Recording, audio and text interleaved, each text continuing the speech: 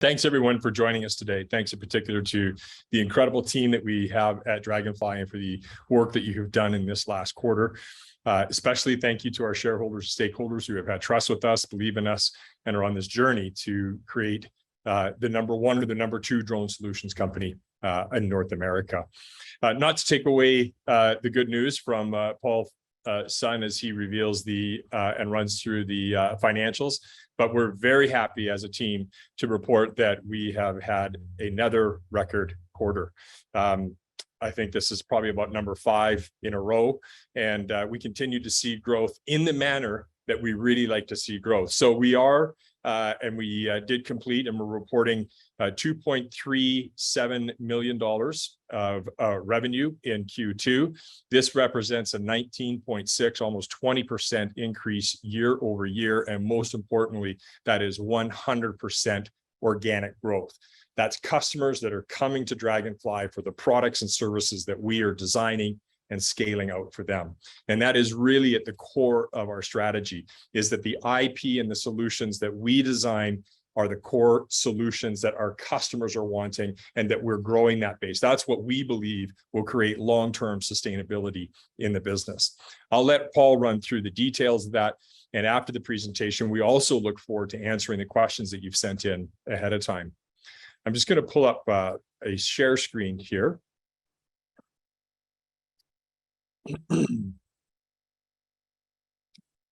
So we've got the customary disclaimer, and of course, Rolly gave us all notice of the potential forward-looking statements. So just to be clear, and it's really important as we put our financials in context, where we strategically believe the industry is, and why we are conducting our strategy in the way that we're conducting our strategy, which is somewhat different than maybe some other drone competitors out there, the routes that they're pursuing. So first of all, the industry today is about a $20 billion industry, and that industry is primarily, and it's really important to understand this, is primarily military. It's probably about 95% military, a couple of percent, 3-4% of consumer, and really only 1 or 2% is commercial. And listen, I've seen these industry projections for years, where they say, hey, it's going to grow to $40 billion like this projection does. And I've never believed them. And the reason I've never believed these before is because, we're one of the companies that were around, working in the commercial space in particular, and we weren't seeing that kind of growth. We were having to fight for every single sale, every single deployment, every single service ticket, whatever it took.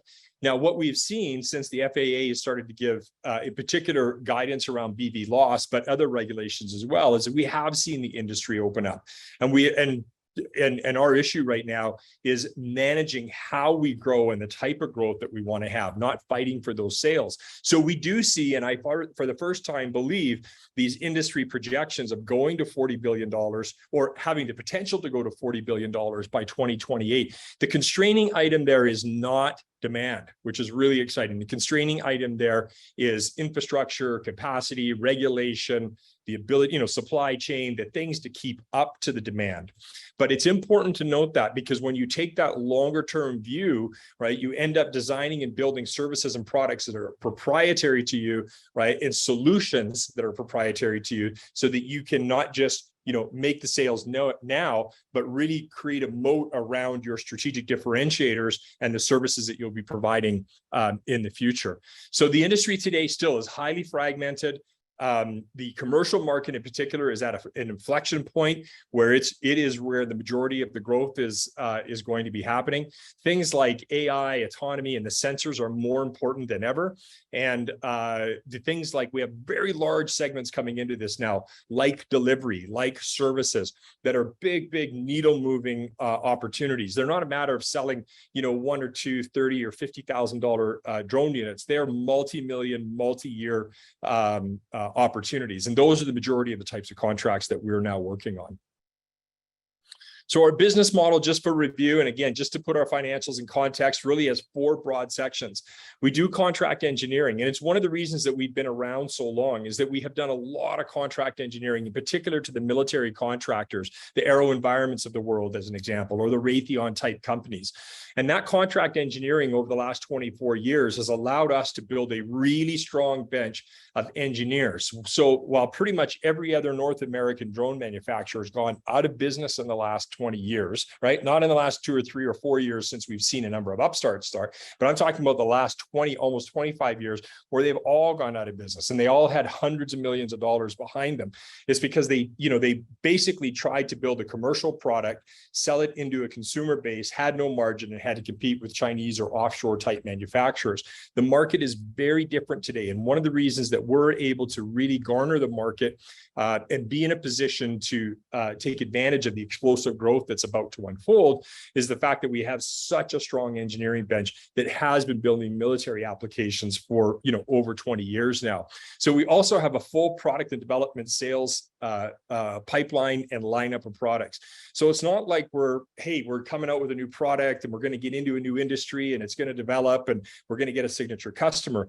We've been developing new products for years. And just this last quarter, and some of the operational highlights that we'll talk about, is we just released 3 really exciting new products, which are absolutely going to be driving our growth through Q3, Q4, and beyond into next year. More on that in a minute. But the point is, we have a product line that's built out. It's not like something like, hey, we're trying to get that first customer or that first, this thing, it's scaling. And the scaling that we're doing right now, constraints are all around our ability to continue to increase our capacity, which we're doing as fast as we can. We also have full flight services, and a lot of companies have divided themselves either into a manufacturer or into a service company. And the reason that we do both is because companies aren't coming to us looking for a drone that goes, 5 minutes further or 500 feet higher. They're coming to us looking for solutions. They're coming to us, it might be a port authority, and they're saying, we need to do environmental monitoring. We need to do security. We need to do, mapping and survey, and we need to have it in a comprehensive package that feeds into our ERP or into our IT. So again, it's at that point, it's not really a matter of which is the right drone. The question is, which is the right platform? And at Draganfly, that's what we continue to build, is platforms for our customers in these segmented industries. And so we do mapping, we do survey, we do data collection, and we do delivery as services, many of which we'll talk about in some of our operational highlights coming up here. Now, the other area that's really important to us is our software, data, and AI. At the end of the day, the customers, again, aren't looking for a particular airframe. They're looking for a platform, but what they want at the end of that platform is a result. And the result is, say, a package delivered, or the data that comes from the mapping and the survey, or the mining survey, or the mine detection survey. They want the data, even as it relates to delivery. It's the data is so important. That, when it was delivered, how it was delivered, what was the package weight, what was in the package being delivered, how long before they picked up this is all incredibly important competitive intel. So we're highly focused on our own kind of AWS services, if you will, where we actually fly flight services, design specialized sensors, have some of our own proprietary sensors and AI that provides data back to our customers that they can't get anywhere else, much less from another company that might manufacture a drone. And this is our long-term strategic objective. 5 years from now, Draganfly, of course, will be known as a drone company, but we're likely, in my opinion, going to be probably the largest data repository of forestry information in North America, maybe the largest repository of certain types of mining deposits in North America. And that's the data that becomes really valuable to our customers and so sticky. But that data is the most important asset of the company. And so they're not looking to get, John and Jerry's flight service company to, fly a mission, right? Not looking for a particular drone to fly that mission. They're provide them a comprehensive and reliable of their feel that we can say this with such confidence is that we've seen the market develop over 24 years. We've seen all the big competitors come in with the big private equity names and the big capital and the amazing management teams, and they are, and a lot of them just they just haven't seen all these cycles that they think are new are just the same thing repeating themselves. At the end of the day, the drone industry really is about the data industry. So our full product and services here, you get a sense of it. We've got our Draganfly Commander, which has been an award-winning drone for years. We've launched our new medical response drone. Back in Q1, we actually started delivering those into Ukraine. An incredibly capable drone, totally unique in the industry. Temperature managed box on top. Again, it's a solution, and there's lots of drones or airframes you could put into that theater, but there are not a lot of drone solutions that can provide the delivery of insulin or antibiotics or emergency medical equipment in a combat zone. That's for humanitarian reasons. And that's the exact type of solution that's gaining traction with customers over in that region. We have search and rescue drones that are highly specialized. We've got fixed wing drones that are highly specialized. We work with the Draganfly Quantix, which is actually an aero environment product that we've done a bunch of work with, that we've modified and worked with for agriculture and for situational awareness or reconnaissance. But we're not afraid to use other platforms that are best suited for our customers.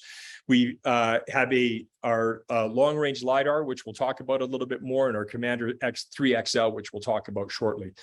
We have full flight services, and in each one of these areas that you see listed here, we have something that is a strategic differentiator, something that is completely proprietary to what we do that differentiates us from somebody else that might be able to fly a mine detection mission or a mining mission or power line missions. That's the reason that we developed our own LiDAR system is for that exact reason. There are certain types of measurements and data that we can collect and apply AI to that other companies can't do, that allow us to have a differentiator with our customers and provide them better data, which speaks to the final piece of the equation here, which is our AI and data solutions.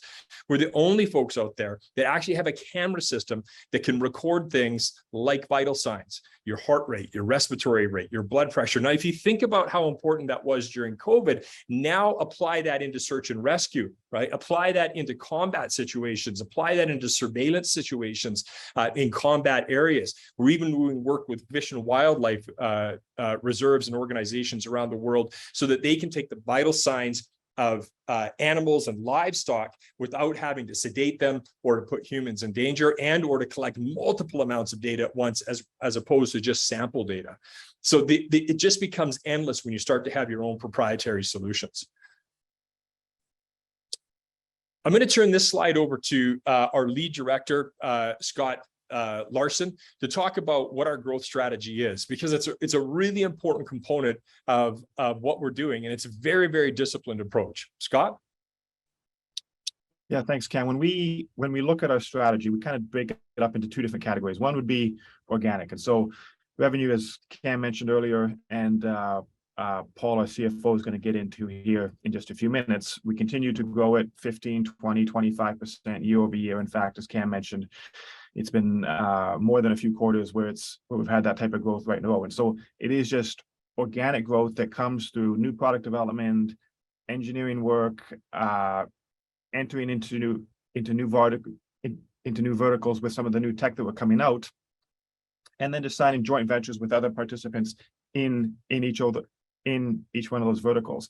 The second way is designed to move the needle a little bit more, a little bit further, and a little bit faster. And that'd be through larger partnerships, looking at different entities in different verticals. Maybe we'll come back and talk about that in a couple minutes. Looking at larger technical solutions and software, and going into things like Ukraine that Cam talked about, and bringing in some new products into that. And then looking essentially through larger joint ventures, engineering kind of work with other industry leaders. And we think that there's a number of those initiatives that we've been working on for the last 5 or 6 months. These are longer term, long sales lead items that just take a lot of effort to move through the pipe. But broadly, our growth strategy here at Draganfly is to keep getting the singles and the doubles, if you will, keep growing at the 15 or 20%, keep growing kind of the core of the business that is the foundation of the type of work we've been doing since the company started in the late 90s.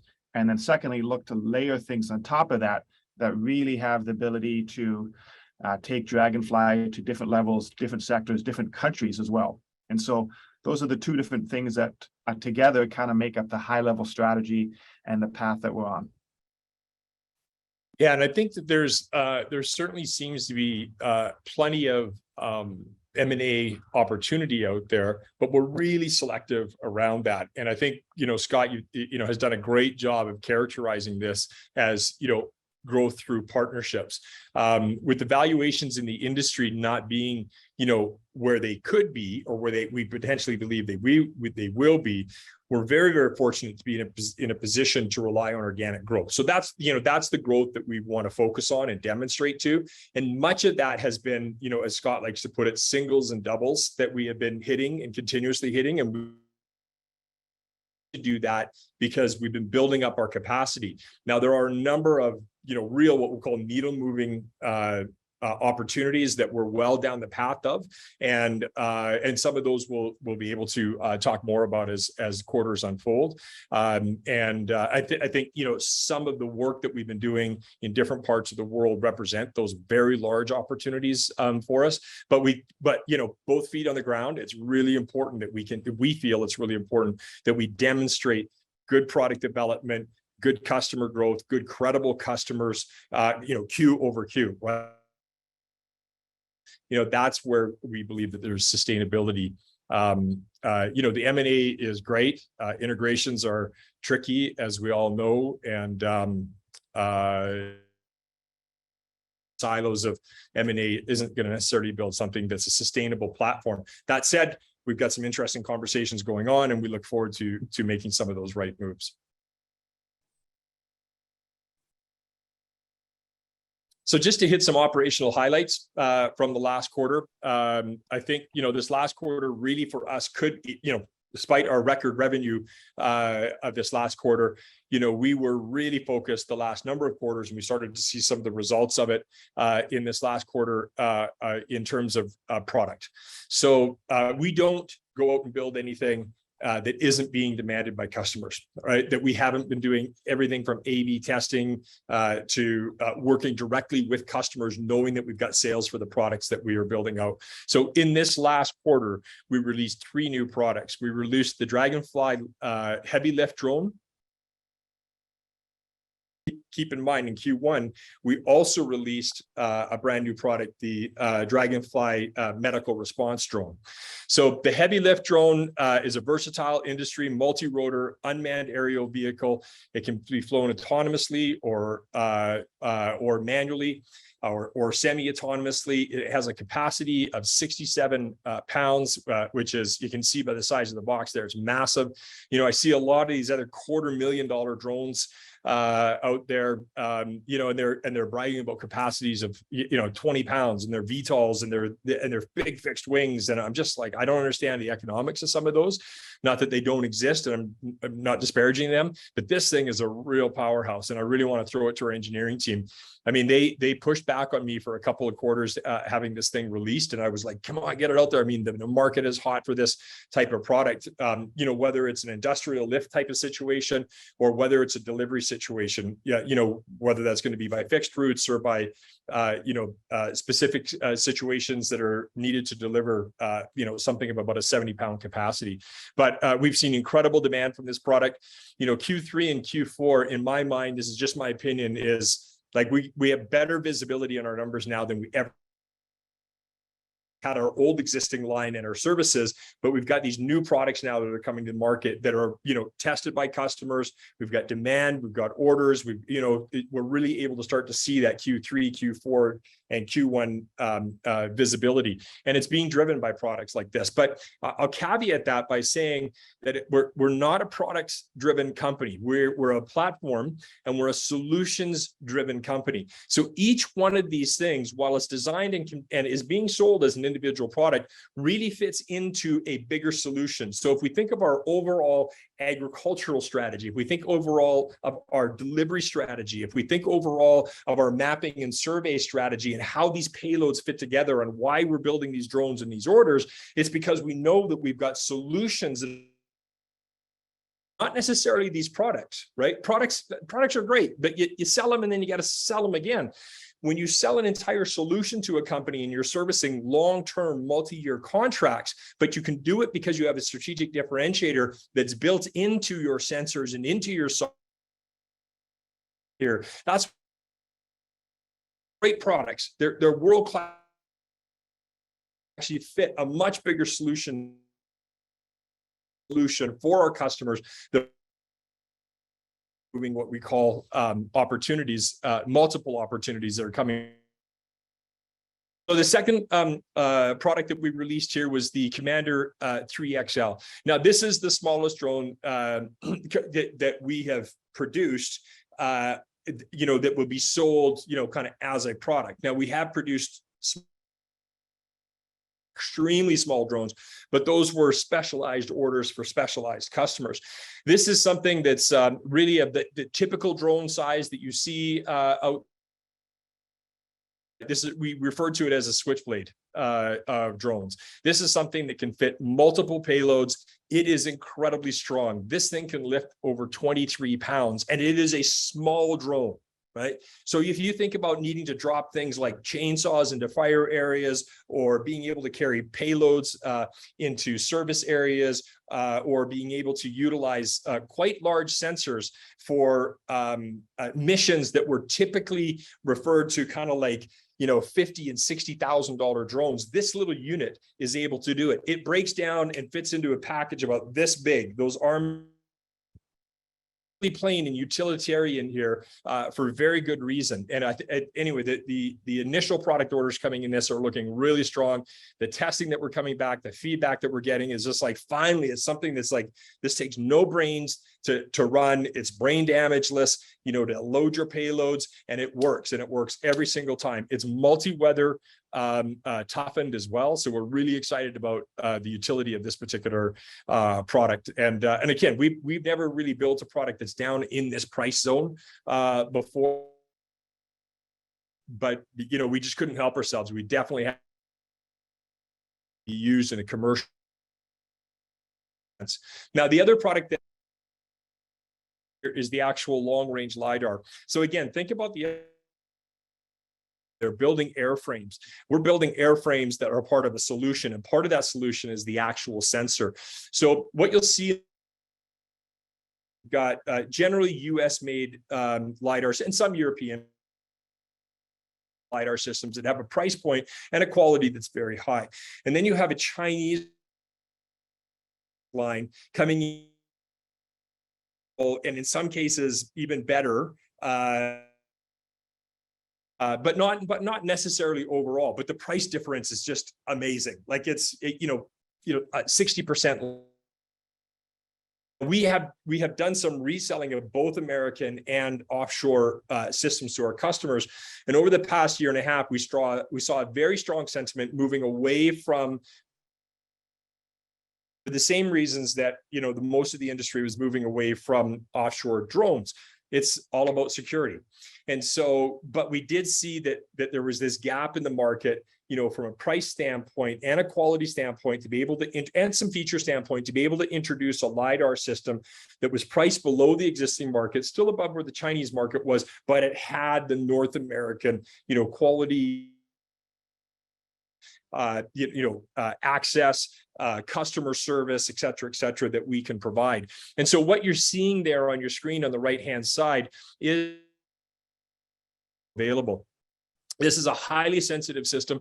This system can be flown on low-flying aircraft, fixed wing, can be flown on helicopters, and actually even be put on cars or in a backpack. So it's highly versatile, really nicely on the point cloud. So we've got great demand on this thing. And these units right now, these are a couple $100,000 units. So it does, to really be moving the needle. So we're excited about, the multi-millions of dollars of revenue that we think just this product line will be generating for us. And we tons in terms of developing out this product and really got it to market in record time. And so I really want to throw it out to the engineers and the product development team here. It's an amazing product and such. And not only that, the AI and the software that part of our services specific capabilities that other services cannot provide. So there's certain data out of this that we can pull and generate that's very proprietary to what Draganfly can do for its customers. Again, we want to be able to provide, value-added systems that differentiate us from other, drone organizations in the market today. The other operational highlight for us, in Q1, we announced, going and working with Revised Soldiers Ukraine, an incredible organization doing humanitarian work in Ukraine. We announced orders with them. We've started delivering our medical response drones, our search and rescue drones, and our situational awareness drones into there. We've got, units kind of going on every or maybe 3 weeks. We've got more units that are going into theater over there. We're learning so much from it. We've made almost every shipment that's gone in has had some sort of upgrade, whether it's software or optics, or, it's just amazing what these drones are doing now, and the experience that we're gaining, not just in the delivery market, but also in the military market as well. The other thing that was really exciting in terms of Q2 for us was the trip that a number of us made over to the Ukraine, to Kiev, met with officials from all types of different levels of government over there. And we are embarking on providing solution into the area. We've got unbelievable interest from around the world on this, but in particular, our focus right now is in the Ukraine. For every day of war, there's 30 days of mine detection and removal. Limits are between as low as 20 and as high as 40 years in order to demine just Ukraine. So the market potential for this, unfortunately, is absolutely huge. And the solution that we've designed, and because we do, is something that we've just not seen that's comparable out there in the market. We've got terrific partners in the region, and more partners coming on that we're being introduced to all the time. So we expect some pretty cool announcements out of this theater and other theaters for this particular product line and service line. I just can't stress enough that, again, this was driven by a customer. This is one of those needle moving opportunities. And just don't add 15 or 20% per quarter, type of thing to the numbers, but really have the opportunity to, double and triple the size of your organization. And again, it's proprietary type services and products that we're bringing to the table. So much about the people that we have on board and the people that we get to work with. So I killed you all, and I know you all wanted to get the most important stuff. So at this point, I'm going to turn it over to Paul's son. Paul? Yes, thanks very much, Cam, and thanks again to all our shareholders and followers for taking time out of the day to listen in. So what you see here is 3 tables. We'll give you a quick snapshot of Q2. So looking at the income statement on the left here, as Cam mentioned, revenue for the second quarter was up 19.6% to 2.37 million, up from 1.9 million in the second quarter of last year, 2021. Second quarter revenue comprised of 1.53 million from product sales, with 837,000 coming from drone services. Our gross profit increased by $285,000, or 39.1% this quarter over the same period last year. Gross margin as a percentage of revenues was 42.8% this quarter versus 36.8% in Q2 of last year. This was a result of more sales coming from higher margin products versus those sold in Q2 of last year. The total comprehensive income for the quarter was 640,000, compared to a loss of 8.1 million in the same quarter last year. And for those that have been following us for a while, you recall that there is an accounting treatment based on a Regulation A financing that we did back in 2021, where there's a non-cash change in fair value from derivatives that are included in these numbers. In this quarter, there is a non-cash gain of just over 6 million from the derivative liability. So the comprehensive loss would have been 5.45 million. So Xing out that non-cash change in fair value of derivative liability of 4.8 million from, or comparing it to the liability of 4.8 million from Q2 2021, the comprehensive loss would have been 3.3 million. So the year-over-year increase in the loss was mainly attributed to an increase in insurance costs, office and miscellaneous expenses, and professional expenses. Following that, the loss per share would be approximately 16 cents per share versus the reported 2 cents, or the 16 cents versus the reported 2 cents. Going to the middle table on the balance sheet, you see a total assets decreased from 42.1 million to 32.8 million from the year end, which is largely due to the deployment of cash and the reduction of prepaids.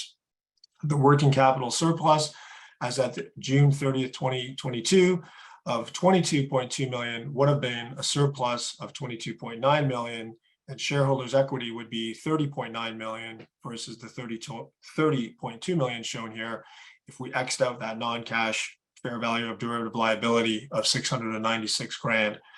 You see that we continue to have minimal debt, and our company's cash balance as at June 30th was 16.2 million compared to 23.1 million as at December of 2021. Finally, looking at the table on the right, since we spoke about year-over-year changes on the left side of the table with the income statement, here we'll focus on quarter-over-quarter changes between this quarter, Q2 2022, and Q1 of 2022.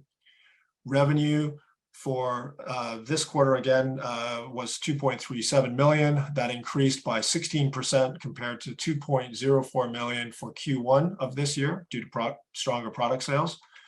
Gross margin percentage for Q2 increased to 42.8% compared to 39.9% in Q1 of this year. The increase is due to the sales mix of the products that we sold. Operating expenses for Q2 increased 16.2% from Q1 of this year, in part due to higher professional fees and wages as the company is scaling and growing. And finally, total comprehensive loss for Q2 was 640,000. Total comprehensive income was 640,000 compared to a loss of 6.2 million in Q1. And again, you know that the results include a non-cash change in fair value of derivative liability. This quarter was 6.09 million. So Xing that out, we'd have a comprehensive loss of 5.45 million compared to what we saw in Q1 of 5.06 million. So quite comparative quarter over quarter. And with that, I'll pass it back to Cam.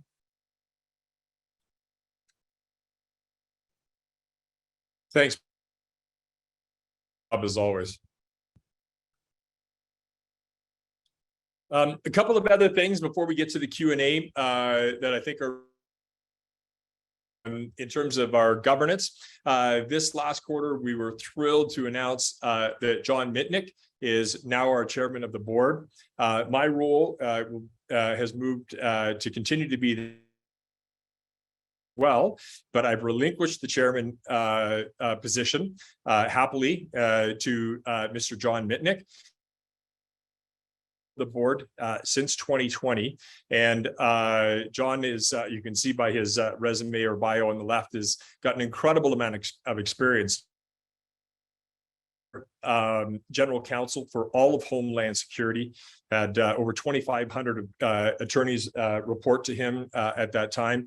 John is also a former general counsel at Raytheon, which is as we all know, a very significant multi-billion-dollar military contractor in this space. And John just brings a tremendous amount of not just legal and governance experience, but industry exposure, contacts, and really provides us a tremendous amount of insight and reach. And so we're really, really proud and happy and thankful that John's joined us, not just as a board member, but he's actually taken on the chairmanship role, along with the other excellent board members that we have. Paul Mullen, who was our VP and headed up our vital intelligence unit, which has been very successful for us, and we're really excited about some of the upcoming things there, is now our Chief Operating Officer. And this is the first time we've now had a Chief Operating Officer as our business continues to mature and evolve. And really, thanks to Paul, he's been able to bring our last our last 4 products, including VI. So I guess our last 5 products online very successfully, and really is bringing a level of that maturity and recruiting and everything else to the business right now, and really streamlining our operations. It's a big focus, not just as product, but has been capacity. So us building out that capacity to meet the demand that we have and continue our growth and accelerate our growth in through next year is really a key part of what we're doing. So thanks, Paul, for that. Thrilled also to announce Deborah Greenberg has come on board as our Chief Legal Officer. Deborah is incredible and was such an exciting hire for me, for the very simple fact that Deborah is much more than a lawyer. She has an IT background, she has a marketing background, she's an incredibly strong negotiator, totally level-headed. It jumped right in and was able to really add incredible perspective to a number of the negotiations that we have going on, from a vendor perspective, from contract, and from a customer perspective, and just value adds into everything that we're doing. So while a chief legal officer may be viewed as somebody that really helps strengthen our governance, which represents a lot of the type of growth that have to have in order to onboard them, but the other depth that's improving our business development and our closing line, that sales cycle as well. So welcome again, Deborah, and thanks so much for being here. Everybody can see by her bio there just why we were so lucky to get Deborah on board with us. We're not sure, but we're not going to question it. We're just going to roll with it. So thanks, Deborah. In thinking about before we get to Q&A, and in thinking about Draganfly, there's really 3 things that we focus on: it's technology, it's traction, and it's team. Organization that's focused on solutions for customers, and that's really highlighted in that middle section there. We're hitting it every quarter. We're doing what we're saying that we've done. We've hit our numbers, and we're doing it in a way where we're not over-promising. It's so tempting to talk about the massive numbers in the organization, but we've really stuck to the discipline of making sure our capacity is in place, making sure that our infrastructure and our admin and our ERPs and all the rest of it can handle what we see coming through this pipeline, while we're still managing to introduce new product lines and continue that kind of 20%, just consistent organic growth. And we think it's going to pay dividends for us. So that traction to us, the type of traction. Also, we are a technology-focused organization. We like to build new tech, but we like to do it in the focus of a customer. So we've got a strong patent portfolio. We've got hundreds of pieces of a lot of trade secrets, a lot of things that we do with and for our customers that really make it sticky, and we think are going to continue to put us in a position of that. Once you start working with Draganfly, or alternative. So we really like the our technology. And then we've got a team. If you look at our board, it is it's a very seasoned board. It gives us incredible reach, incredible depth in the world economics and politics that we're faced with right now. If we look at our executive team, I compare it against any executive team in the industry, and not that there's not a lot of great ones out there, but this is a team that's really got the experience, both in terms of the drone industry, but also the entrepreneurial industry, the engineering space, the legal space, and it's really, really gelling. I'm more confident than ever in our Q3, Q4 numbers already. It's just to have that visibility rather than to have beginning of the queue, right out of the gate and worry about where and how we're going to get there. It's just such a great feeling to see where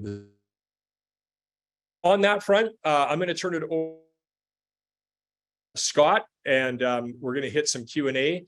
I'm going to do my best to not jump in, but there's already some Q&A here. I'm just dying to answer, but I'll let Scott and Rolly kind of take it from here for a little bit.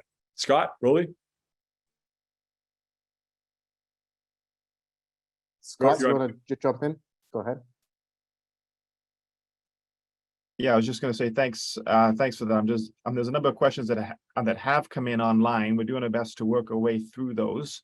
There was a number of questions that came in prior to the call, and we'll work our way through as many of these as we can, and then also get to some of the ones that have been entered in and asked online. Cam, Delivery is a hot topic in drones. We've talked a little bit about this already, but what do you think Draganfly's role in drone deliveries is going to look like both in the near and the far term? Yeah, delivery is a big topic, and if you're going to be in the drone space and be a meaningful player, you're going to have to be in the delivery. Doing with our hardware, on the hardware side, the introduction of the heavy lift drone and the medium lift drone, which is our medical response drone. And even if we look at the construct of the XL, the 3XL, or the XL3, sorry, that they all have delivery components to it. You can look to the future for us in some VTOL work coming up and some fixed wing work. Some of the work that we've done over in the Ukraine in the last quarter has been tremendous in terms of our winching technology, our AI in order to hover and drop. In some cases, that's not necessarily as it relates to consumer goods, but certainly in the theater that is, that's really important for making sure that we get humanitarian packages and such right into the exact spots and areas that we want to. And it's probably amongst, well, certainly it's in the top 3 areas of interest that are continuously inbound on the solution side. But here's the thing about delivery is we don't have people coming to us saying, hey, we want a delivery drone. What we have organizations coming to us saying we want to deliver. We need FAA consulting. We need a particular type of drone that does X, Y, and Z. I would also love to point to the work that we're doing with Cold War in Texas, and the work that we're doing there in terms of medical delivery, emergency response. Will have a big impact in delivery, and we're in revenue in those particular markets right now. So I think we're well positioned. We're not afraid to work with partners. There's some other people that have some fantastic technology in the space that we think is leading edge for them. We're also always building our own in there as well, but a big component of our business going forward. Yeah, another quick question, Cam. I'll send this one back to you as well, and then there's a few more that I'll answer on. Most drone stock seems to be flat this year. Do you think we might start to see consolidation in the industry? Is Draganfly a buyer? Yeah, 100% Draganfly is a buyer for sure. I think we're pretty selective, and we've got a very strong strategy as opposed to, in particular, what we're looking for and how we'd like to do that. We will see consolidation in the space. We just saw news this week of another big VC-backed, $100 million, maybe $75 million investment just business. People don't recognize that it's all glory and exciting, and it's just such a big opportunity, but it is incredibly particular and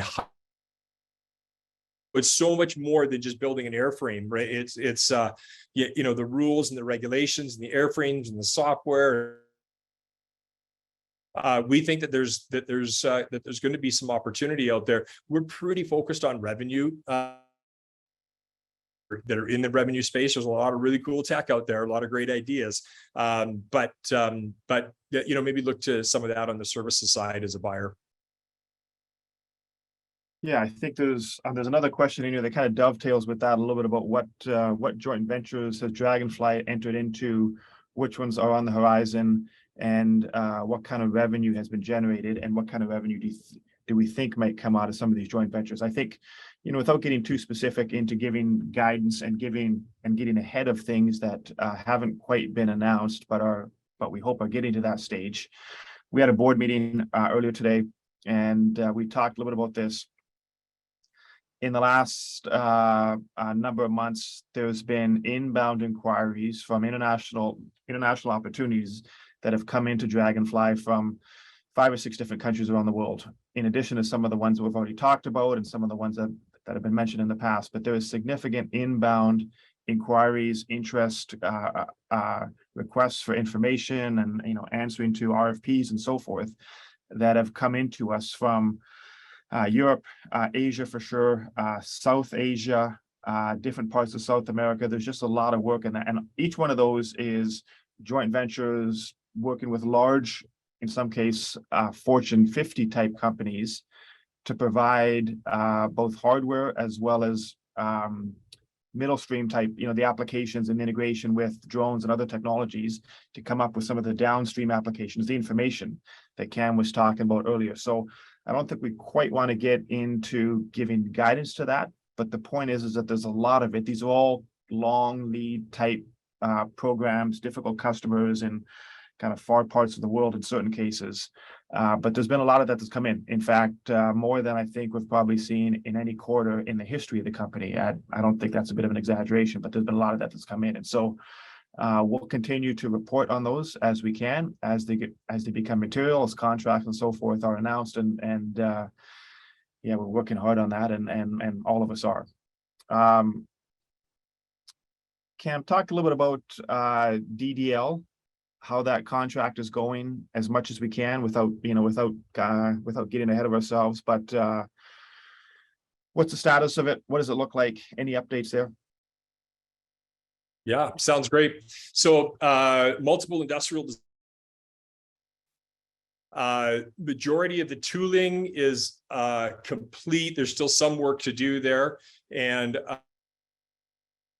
stuff that we're managing through and such. So I think we're probably close to seeing revenue start to pop. Still somewhat hopeful for Q4, but that was a bit of a stretch for us. So but we're comfortable that the Q1 should be producing revenue there. They've had tremendous inbound on the product. I think just one of the websites alone has over 6 million inquiries on it. Of course, they have an units for the Cosmo AI hobby drone we're building the companion to. So we feel it's other than some of the timing and some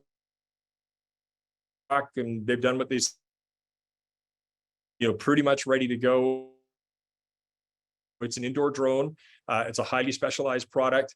I can say that that's led to some other inquiries from other really big players in the industry around some indoor and security drones, some potential military use drones, things like that. So it's garnered us, some fringe benefits other than just the size of loader. It is for us.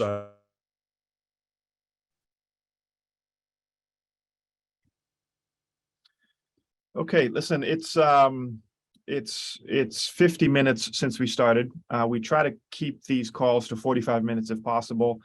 We've answered most of the larger questions. There's a number of questions here that have come in that are pretty specific in terms of line items on the financials. And I think we'd like to take some of those offline. If you want to call the investor relations or talk to Rolly afterwards, or email in and say, hey, can I get a little more color on this? Or is there an explanation? I think we're happy to do that as long as it's we're not crossing any lines here. But with that said, it's 50 minutes since we started. I think we want to start to wrap this up call.